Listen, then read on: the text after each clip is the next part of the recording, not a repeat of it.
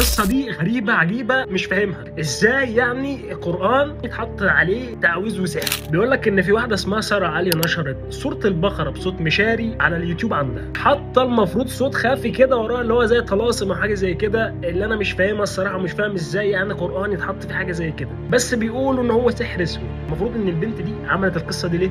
كانت بعتها لحبيبها تقريبا علشان اللي هو ايه، بفهم معناه يبقى تحت طه، تحت رجليه. وبعد كده راحت نشر الموضوع ده على اليوتيوب بقى، وبقيت ناس كتير وملايين المشاهدات عليه. بصراحه مش فاهم، في ناس طلعت قالت ان الموضوع فعلا صح وينفع يتعمل كده، في ناس طلعت قالت ان القران مستحيل يحصل فيه كده، وان سوره البقره طبعا ما ينفعش يجي معاها سحر. فلو حد فاهم يفهمني، لان انا يعني الصراحه بقيت بقلق لما باجي اخش كده على اي قناه يوتيوب، يعني حرصا يعني قبل ما تخش تسمع اي قران من اي مكان او اي منصه على السوشيال ميديا، خش على المنصه بتاعه القارئ نفسه، بحيث ان انت يعني تتجنب اي حاجه من الكلام ده، وربنا يعافينا.